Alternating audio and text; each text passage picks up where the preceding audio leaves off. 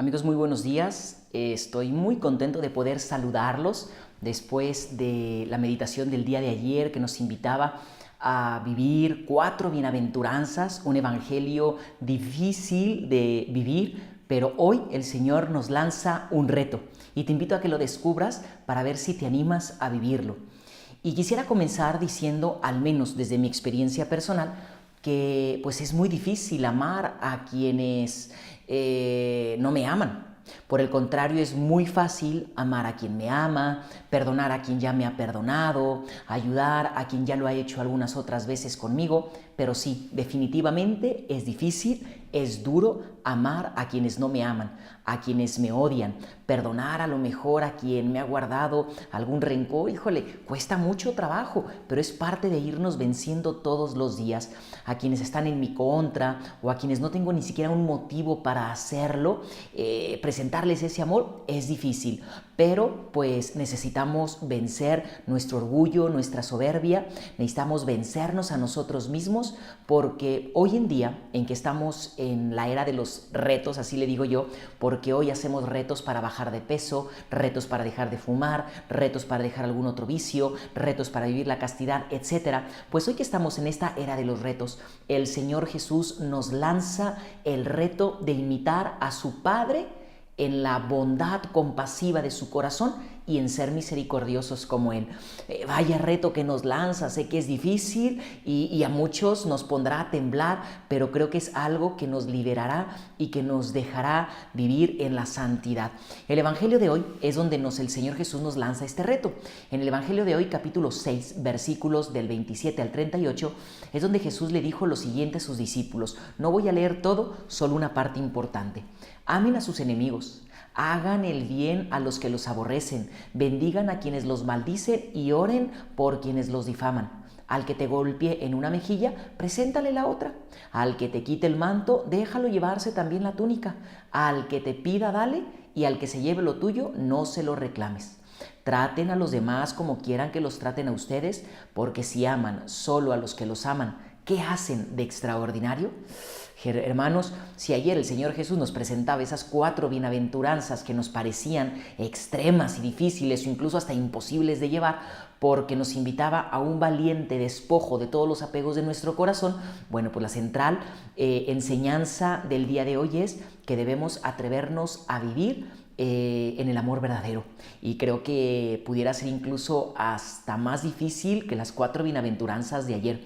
Y para poder evaluarnos y hacer un examen de nuestra vida, de qué tanto estamos imitando a Dios en su bondad y en su misericordia, hoy el Señor nos presenta 2 criterios. El primero es tratar a los demás como quiero que ellos me traten. Y segundo, ser misericordioso como nuestro Padre misericordioso es con nosotros. Esto, claro, se expresa en una vivencia radical del amor, en la entrega generosa de toda nuestra vida, hermanos.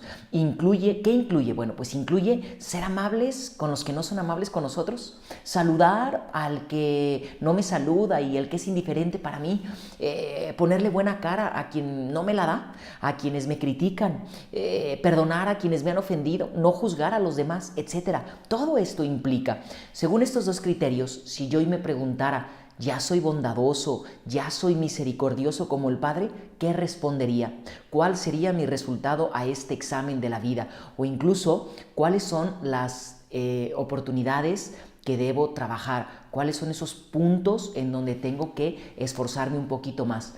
Quisiera tomar también, hermanos, un poquito de la primera lectura del día de hoy, porque creo que es una aplicación muy concreta a lo que hoy Jesús nos pide en el Evangelio, ya que en la primera carta a los Corintios, versículo 8, San Pablo habla de la importancia de que la caridad esté por encima del conocimiento, porque nos habla de la situación de aquella comunidad en la que pues tocaban el punto de si podían comer o no la carne que ya había sido ofrecida o inmolada a los falsos dioses o a los ídolos.